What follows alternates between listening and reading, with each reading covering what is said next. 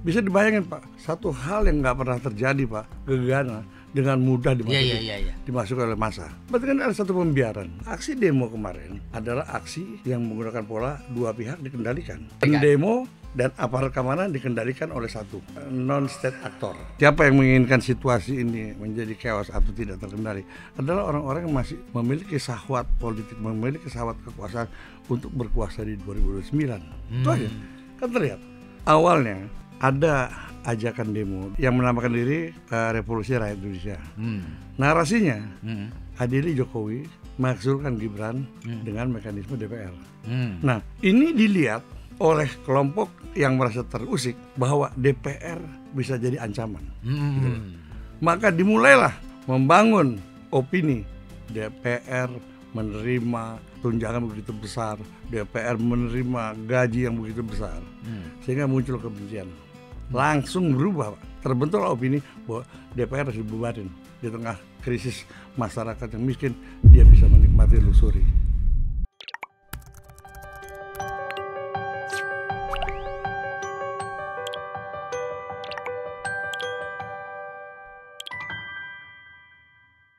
Assalamualaikum warahmatullahi wabarakatuh. Salam damai sejahtera buat kita semua. Bertemu kembali dengan saya Feby Mahendra Putra, Direktur Pemberitaan Tribun Network Tribunnews pada tanggal 29 Agustus 2025.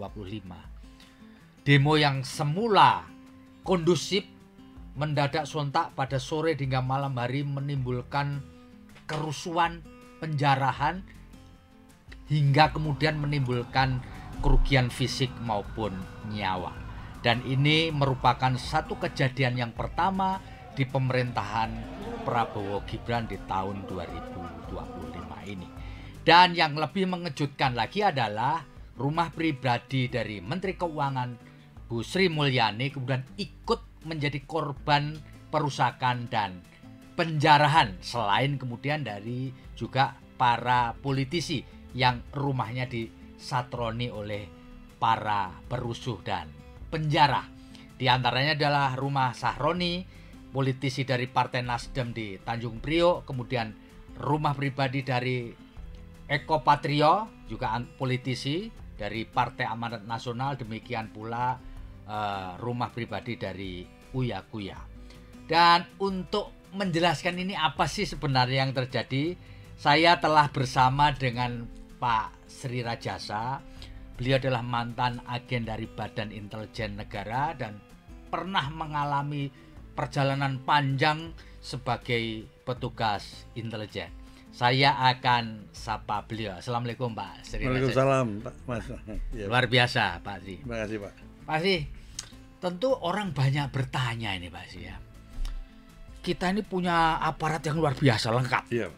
Ada polisi, adalah TNI, ya, ada Badan Intelijen Negara, ya, ada BAIS dan seterusnya.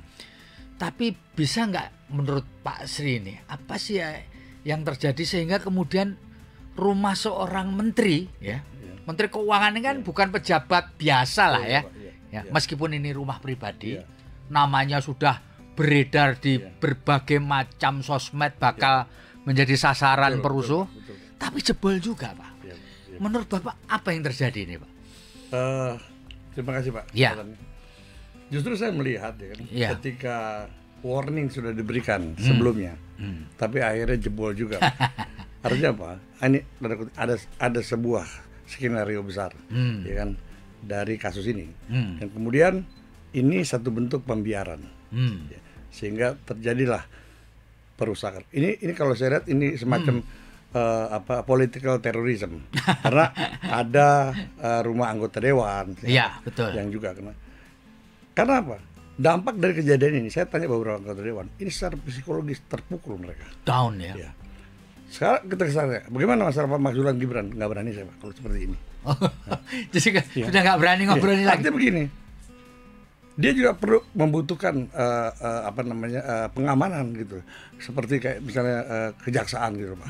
Mereka juga butuh kalau seperti ini keadaannya, karena dibiarkan kejadian itu terjadi di depan mata pengamanan segala macam. Nggak ada sama sekali upaya dari aparat keamanan untuk menghalau kejadian-kejadian itu. Semua terjadi sampai selesai, sampai kandas itu rumah, gitu loh Pak.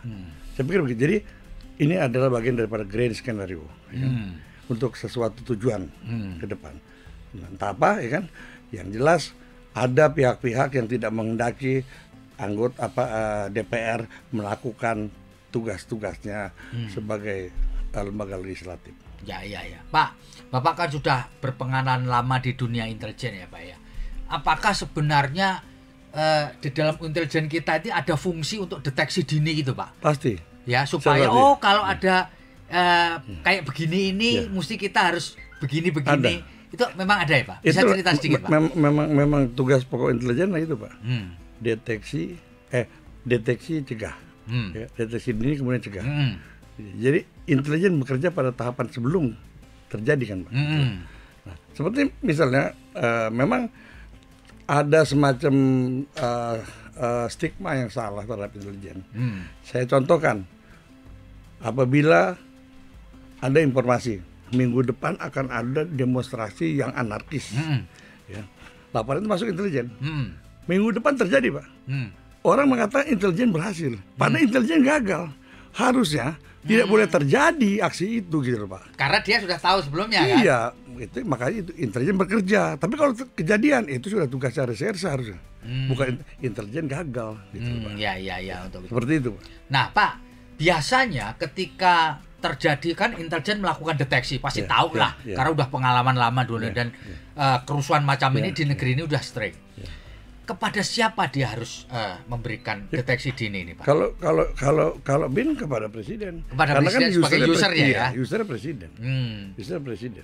Dan intelijen kita sudah punya pengalaman panjang untuk mendeteksi hal-hal seperti yang terjadi kemarin ya Pak ya. Nah, persoalannya juga gini Pak. Ketika intelijen mampu mendeteksi adanya kerawanan. Kerawanan. Tapi kalau kita bicara kejadian kemarin, ya kan, ini memang ada hal yang perlu saya sampaikan. Ya, gimana? Oh ini ada sesuatu yang lain dari aksi-aksi demo yang lalu. Bahwa aksi demo kemarin adalah aksi yang menggunakan pola dua pihak dikendalikan. Oh, dua pihak dikendalikan. Pendemo dan aparat keamanan dikendalikan oleh satu.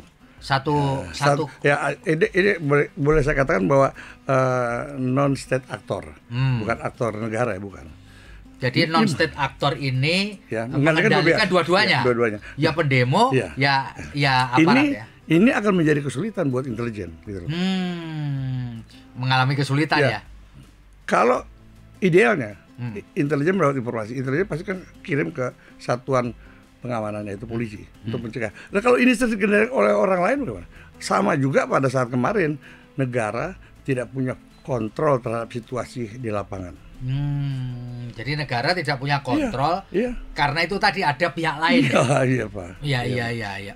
Nah Pak, kalau menurut pengalaman dan pengetahuan Bapak, nah berarti intelijen sendiri sudah bekerja, tetapi karena user ada atau orang lain yang harus melakukan ini tidak mampu melakukan, biasanya apa yang terjadi berikutnya Pak? Kalau memang yang terjadi bisa jadi bahwa peristiwa ini tidak terkendali karena terus terang Pak, intelijen tidak masuk pada tataran eksekutor. Nggak boleh ya. Salah berat, salah besar. Iya. Itulah. Ya itu tadi.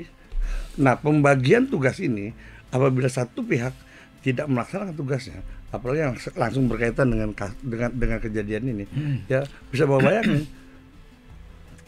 kantor polisi dibakar, gedung ini dibakar, gedung DPRD dibakar ya. Nah, itu karena kan pembiaran.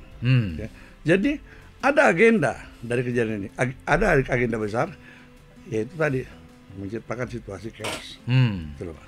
Jadi memang goalnya atau objektifnya tujuannya adalah menciptakan chaos ya. Betul. Dan kalau menurut pengalaman Bapak, orang yang kepingin atau pihak yang kepingin menciptakan chaos ini punya tujuan tentu Pak. Jelas. Artinya begini Pak, ya kan kita tidak bisa menutup mata tentang peristiwa ini, ya kan. Artinya siapa yang menginginkan situasi ini menjadi chaos atau tidak terkendali adalah orang-orang yang sangat memiliki syahwat politik, memiliki syahwat kekuasaan untuk berkuasa di 2029. Itu aja. Kan terlihat. Kemudian juga kita bisa baca siapa yang menghembuskan demo 25 Agustus kemarin dengan agenda gusur DPR, bubarkan DPR, kan kelihatan di medsos kelihatan kok. Pak, kalau Anda melihat selama ini isunya adalah kemudian bagaimana pembubaran DPR, ya toh? Yeah. Lalu kemudian bagaimana mempersoalkan fungsi DPR. Sebenarnya kalau melihat kelompok-kelompok yang menyuarakan ini, Pak, itu memang punya tujuan untuk bukan sekedar membubarkan DPR kan tentunya. Yeah. Ada agenda yang ingin dia pesankan. Itu apa kira-kira, Pak? Kan kalau kita lihat kronologisnya. Yeah. Kan. Awalnya, ya kan, ada ajakan demo pada 25 Agustus. Itu yang menamakan diri Revolusi Rakyat Indonesia. Narasinya adili Jokowi mengusulkan Gibran dengan mekanisme DPR. Nah, ini dilihat oleh kelompok yang merasa terusik bahwa DPR bisa jadi ancaman. Gitu. Maka dimulailah, ya kan, membangun opini DPR menerima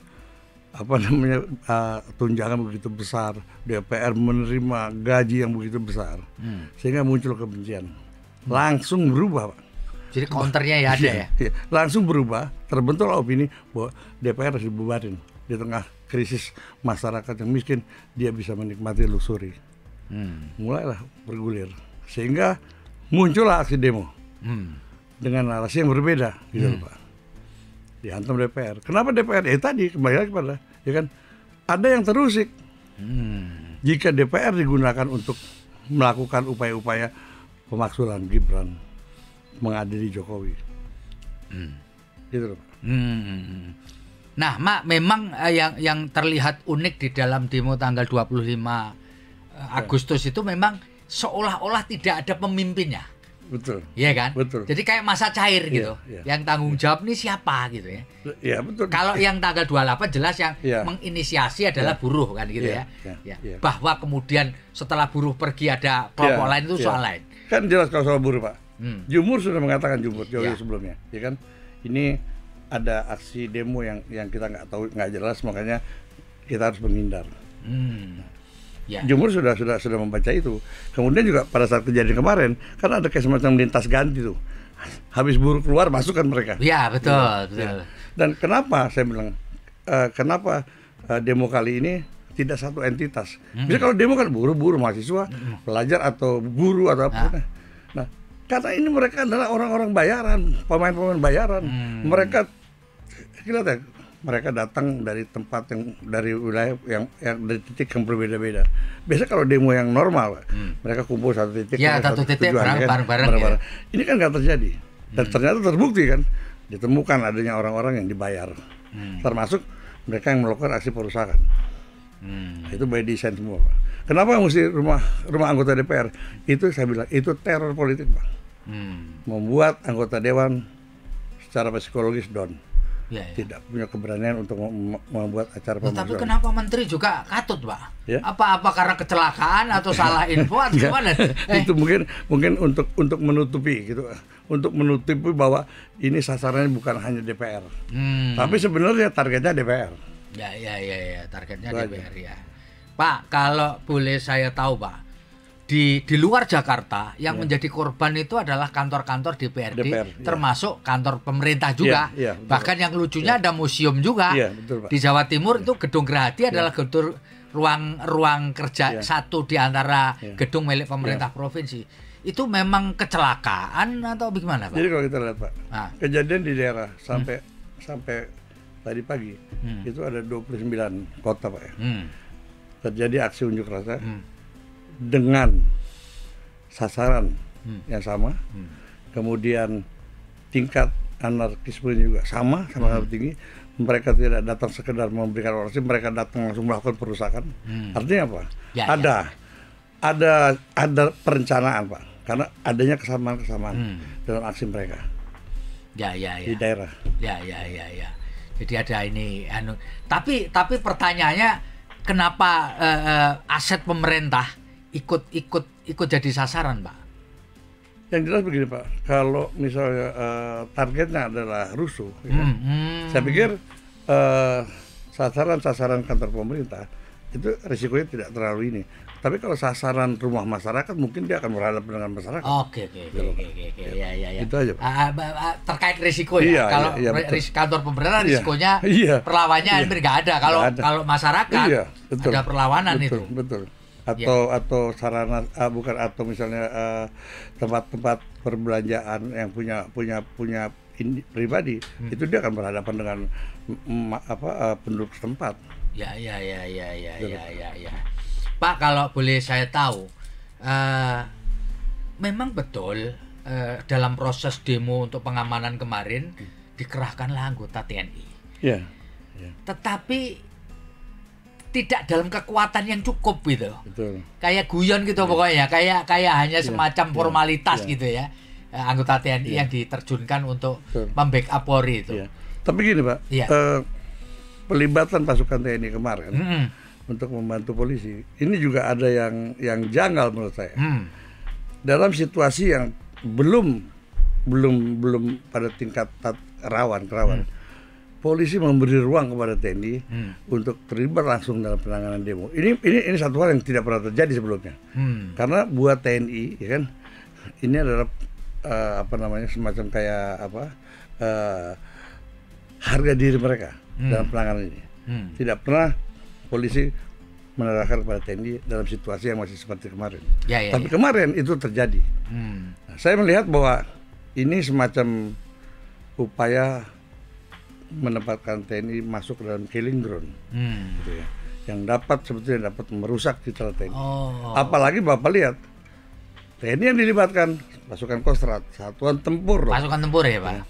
Dia tidak pernah dibekali PH untuk anti huru hara. Kodam aja sekarang nggak pernah dibekali itu, Pak. Kodam sekarang, ya kan? Bayangkan kalau pasukan tempur. Kalau saja waktu pelaku demonstran melempar terjadi tindakan militer. Ya, karena itu otomatis ya, Pak. Jelas, ya. Pak. Karena refleks ya. Karena ini kan yang dilibatkan pasukan tempur, Pak. Jadi kalau dia melakukan tindakan militer, itu tindakan tempur. Coba bayangin, Pak. Ya kayak ngadepin musuh gitu ya. Iya. Nah, ini kan kerawanan sebetulnya. Nah, kenapa itu bisa terjadi kan? Itu satu hal yang harus TNI perhatikan. Ya.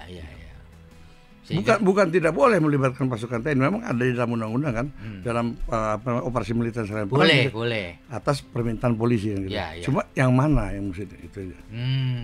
Mana yang di PKU kan yang lebih patut untuk masuk, ya itu pasukan teritorial lah. Ada Kodam, Kodim, Korem, Koramil. Pasukan teritorial lebih pas ya. Lebih pas. Karena dialah yang pasukan TNI yang berinteraksi dengan masyarakat. Kalau Kostrad mana ada, Pak? Iyalah. Iya. Pak, kalau Bapak melihat bahwa negeri ini sudah berkali-kali mengalami sebuah aksi massa yang mulai dari Malari, lalu kemudian reformasi 98 dan seterusnya. Pak, apakah dalam posisi ini, dalam kali ini yang memang belum semasif kerusakannya tahun 98. Apakah kemudian boleh nggak disebut bahwa intelijen kecolongan atau intelijen tidak mendapatkan respon dengan baik? Mana yang lebih tepat? Saya melihat bahwa kejadian seperti ini, Pak. Ini diakibatkan oleh ego sektoral, kemudian penggunaan pengamanan untuk kepentingan politik. Sehingga membuka peluang terjadinya aksi-aksi seperti ini. Kita tidak menutup mata, Pak, ya kan? Hari ini, ya kan, polisi banyak digunakan untuk kepentingan politik. Bahkan politik praktis, pemilu kemarin, ya.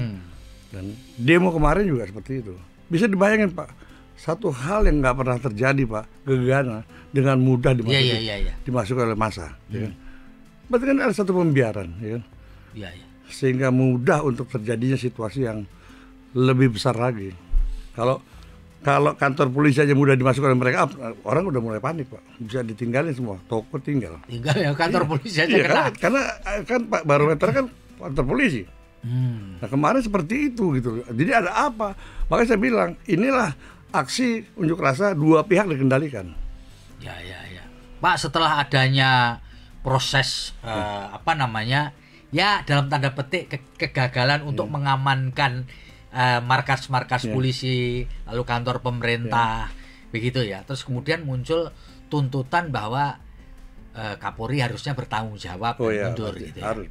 Ya, kayak begitu itu apakah itu bagian dari skenario itu atau memang ini tuntutan murni dari banyak orang mengenai pertanggungjawaban dari seorang pimpinan tertinggi sebetulnya Polri? Kalau kasus tuntutan pergantian Kapolri itu sudah merupakan akumulasi persoalan. Oh sudah. Ya kan? Karena kita lihat selama ini kan Kapolri kan tidak bisa bersikap adil dalam beberapa kasus hukum. Banyaknya keterlibatan polisi di kasus persoalan backing tambang dan segala macam. Nah, ini rakyat sudah merasakan, Pak. Jadi tuntutan rakyat kemarin bukan semata-mata kejadian ini, gitu. Ini sudah akumulasi. Dan ini harus didengar oleh Presiden. Kalau Presiden menginginkan polisi yang baik, yang lebih baik untuk ke depan. Kalau enggak, Pak, ini bisa terjadi, Pak. Masyarakat marah, targetnya Presiden. Jadi komplainnya justru ke Presiden. Jelas. Nggak muluk-muluk masyarakat sekarang ini, Pak. Ya kan? Nggak apa-apa lah susah, asal hukum adil. Karena yang susah banyak orang. Iya, Pak. Iya. Tapi kalau kita berhadapan dengan ketidakadilan, rasanya ngeri, Pak. Itu ya yang biasa dilakukan. Jadi harus Presiden harus saat ini harus melihat suara nurani rakyat. Ya, Pak. Kalau menurut pengetahuan pengalaman Pak Sri Rajasa gitu ya, apakah sebenarnya struktur atau organisasi deteksi dini kita intelijen di Republik ini cukup, Pak? Saya rasa kalau kita bicara intelijen, Pak, apalagi sekarang kesejahteraan intelijen, tunjangan untuk kegiatan operasional intelijen sudah lebih daripada memadai dibandingkan lalu, kan? Sebetulnya tidak ada kesulitan. Tidak ada kesulitan. Karena seperti Badan Intelijen Negara sekarang sudah ada kantor bin daerah, pos bin daerah, ya kan? Semua sudah tersebar. Gitu. Persoalannya sekarang, Pak, ketika temuan intelijen ini tidak ditindaklanjuti oleh institusi yang berwenang kemudian, ini jadi persoalan. Karena kegiatan intelijen ada batasnya. Intelijen kadang-kadang gini, Pak, kita kadang-kadang dituntut untuk melakukan kegiatan-kegiatan sebagai eksekutor. Ini salah sebenarnya. Nggak boleh. Bukan intelijen kalau seperti itu, Pak.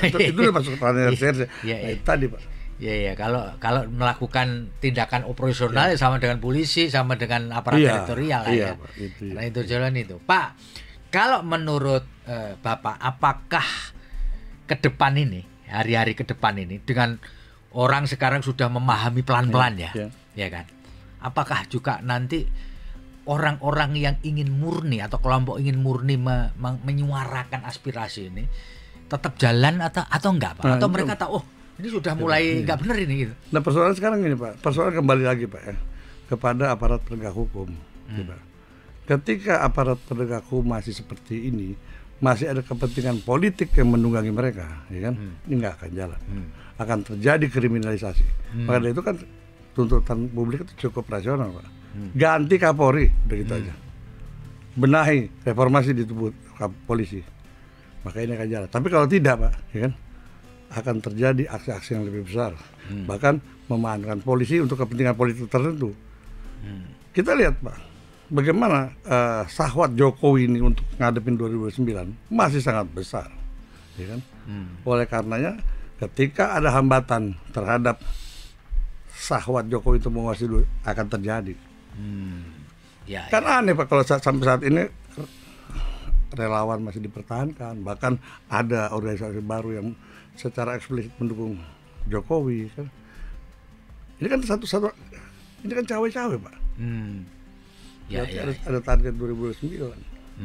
Pak, ini ada fenomena yang jadi menjadi viral ketika seorang anggota BRIMOB kemudian dalam tanda petik menangkap agen BAIS, lalu menunjukkan kartu izin senjata, penggunaan senjata. Itu kok bisa jadi begini ya, Pak ya? Itu tadi, Pak, karena itu kan arogansi satuan. Kemudian ada problem konflik tradisional di antara satuan-satuan pengamanan, satuan militer. Seperti kita masih ingat kemarin kasus Ferry Hongkiriwang. Ke Ferry kan? ya. Di mana Densus 88 kemudian didatangi Bais, diculik. Nah, kejadian kemarin ini juga peluang buat polisi untuk memblow up nih. Ya kan? Harusnya nggak boleh terjadi seperti itu. Iya kan, sama-sama aparat ya. Karena ada latar belakang, Pak, yang tidak diselesaikan. Sehingga muncullah dendam seperti ini, Pak. Ini betul nggak bagus, nggak membangun soliditas, kemudian di mata masyarakat pun nggak bagus. Wah, ada konflik, gitu loh, Pak. Ya sih. Karena kan sebenarnya biasa saja sebenarnya seorang agen intelijen kemudian berbaur bersama. Oh iya, ketika misalnya mereka berbaur kemudian ada satuan pengamanan yang mengetahui bahwa ini adalah petugas intelijen, harusnya nggak perlu dia periksa kemudian di blow up ya kan, karena memang tugas dia di situ. Dan kemudian juga gini, Pak, seringkali petugas intelijen itu terbiasa dengan rutinitas. Kemarin dia di Aceh untuk nggak ada apa-apa, terus hari ini nggak ada, besok dia pikir besok nggak ada apa-apa, akhirnya dia lengah gitu. Dan harusnya juga dalam situasi di dalam negeri, Pak, dia nggak perlu bawa atribut senjata segala macam, nggak perlu. Atau mungkin lebih hebat lagi kalau dia memang perwira intelijen, Pak ya, dia nggak kemana-mana tapi ada di mana-mana. Dia manfaatkan networknya, Pak. Apalagi sudah sekian lama di intelijen, kalau dia nggak punya network itu aneh. Dia manfaatkan. Gitu, karena dia harusnya punya network. Iya, apalagi cuma aksi-aksi unjuk rasa seperti itu, ya kan? Dan memang ketika dia melakukan tugasnya di kerumunan, memang dia nggak perlu bawa senjata ya, Pak. Ya, Pak, ini kan di negara sendiri dalam keadaan damai, ngapain dia bawa senjata, Pak? Justru banyak orang bawa senjata jadi blunder. Karena fungsi dia hanya pool data sama ya. Di sana banyak satuan pengamanan. Kalau terjadi ancaman buat dia tinggal lari ke polisi. Pak, saya anggota BIN, anggota Bais, selesai. Nggak perlu dia keluar senjata. Iya kan? Kecuali daerah lawan, daerah musuh. Kecuali dia bertugas di daerah konflik ya. Iya. Nah, itu kadang-kadang seringkali disalahartikan gitu. Jadi banyak intelijen malah petatang petenteng.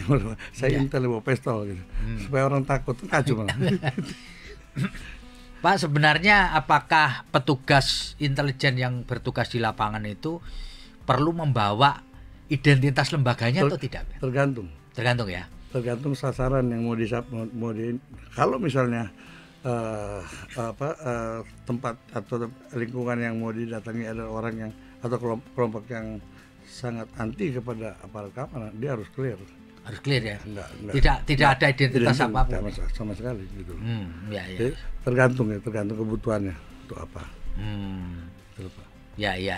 Jadi situasi dan kondisi yang akan dia datangi itu harus dipertimbangkan. Saya perlu bawa identitas atau tidak ya. Betul, Pak. Ya kan. Betul. Baik, Pak Sri Rajasa, kalau boleh Anda memberi saran supaya ke depan ini situasinya bisa kembali pulih, masyarakat bisa merasa aman, dunia usaha aman, ya kan? Kalau enggak kan ekonomi kita kan betul kan ya, Pak? Betul, terganggu, orang takut gitu kan. Betul. Orang mau berusaha di Republik ini menjadi takut. Apa saran Pak Sri Rajasa, Pak, untuk ke depan supaya lebih baik ini? Saya berpikir yang sederhana dan rasional, Pak. Prabowo harus mampu membangun stabilitas keamanan. Menjadi prioritas. Kalau ini tidak bisa dilakukan, Pak, pertumbuhan ekonomi pun bahkan mungkin akan mundur. Karena Pak, investasi hari ini, Pak, di Indonesia dia membutuhkan jaminan keamanan, kepastian hukum. Itu saja. Kalau tidak ada jaminan keamanan, kepastian hukum, jangan harap. Makanya Prabowo ini harus berani, Pak, mengambil sikap dan harus berani mengambil berpikir out of the box. Kalau memang harus mengganti Kapolri, ganti Kapolri, kenapa sih?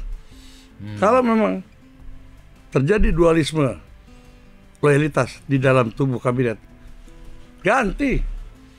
Nggak ada pertimbangan politik balas budi, nggak ada. Kesalahan Prabowo apabila dia melihat politik balas budi adalah berterima kasih kepada Jokowi, ya kan? Itu salah besar. Yang disebut politik balas budi adalah dia punya tanggung jawab moral terhadap kesejahteraan rakyat. Itu dan memang semangat seperti itu, Pak. Ya. Pak, ini pertanyaan pamungkas saya kepada Bapak. Pak, Kalau kita lihat bahwa sekarang di Indonesia ini badan intelijen itu masing-masing punya, polisi punya intelijen, tentara punya intelijen, kejaksaan punya intelijen, bahkan bea cukai pun punya. Nah, apakah koordinasi di tingkat dunia intelijen di Republik ini sudah cukup mantap untuk menghadapi hal-hal yang ke depan ini, Pak? Jadi gini, Pak, kita ada Kominpos, Komunikasi Intelijen Pusat, dan kita punya sekarang undang-undang intelijen, Pak, di mana BIN sebagai koordinator. Cuma Guyup itu baru pada tataran rapat saja. Begitu selesai rapat, mereka jalan sendiri. Nah, ini yang belum terbangun, Pak. Karena apa? Itu tadi kemudian ego sektoral. Itu masih ada ya? Bea cukai, dia punya intelijen. Tapi siapa kita nggak tahu bea cukai. Apakah dia mau memberikan informasi kepada BIN? Sementara terjadi juga perlakuan yang kita tahu lah, ada di situ permainan bea cukai yang boleh dikatakan di situlah priorisasi dia nggak akan buka, Pak. Polisi juga sama, ya kan? Banyak operasi-operasi yang nggak pernah diberikan kepada kita, padahal dia punya kewajiban untuk melaporkan setiap operasi kepada kita karena tuntutan undang-undang itu, Pak. Jadi Guyupnya hanya pada tataran rapat, setelah itu bubar ya bubar, nggak ada lagi koordinasi, Pak. Jalan sendiri. Bahkan di lapangan juga seperti itu. Ya, akhirnya Pak terjadi kasus Brimob tangkap Bais. Ya.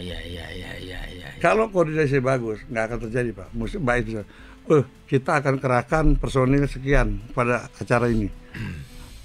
Nggak akan terjadi, Pak. Saling memberikan informasi. Sekarang nggak ada itu, nggak ada terjadi. Bahkan saling curiga malah. Harusnya saling tukar menukar informasi, betul, Pak, di dalam konteks itu malah. Iyalah. Ya. Soalnya gini, Pak, intelijen tuh domainnya Guyup. Itu Guyup domainnya. Kalau nggak Guyup, nggak akan jalan intelijen. Ya. Oke, Pak Sri Rajasa, terima kasih atas ngobrol kita. Rasanya kita ini menjadi bagian dari evaluasi kita ke depan supaya negeri ini menjadi lebih bagus dan tadi komunitas intelijen lebih guyup. Amin. Ya, Pak. Amin. Iya, Pak. Demikian Tribuners, ngobrol saya dengan Pak Sri Rajasa, mantan agen Badan Intelijen Negara atau sering disingkat dengan BIN. Terima kasih banyak atas insight yang sudah diberikan. Moga-moga ini bermanfaat buat kita semua. Saya Febi Mahendra Putra, pamit undur diri. Assalamualaikum warahmatullahi wabarakatuh. Salam damai sejahtera buat kita semua dan apapun yang terjadi, tetaplah bahagia. Download Tribun X sekarang. Menghadirkan lokal menjadi Indonesia.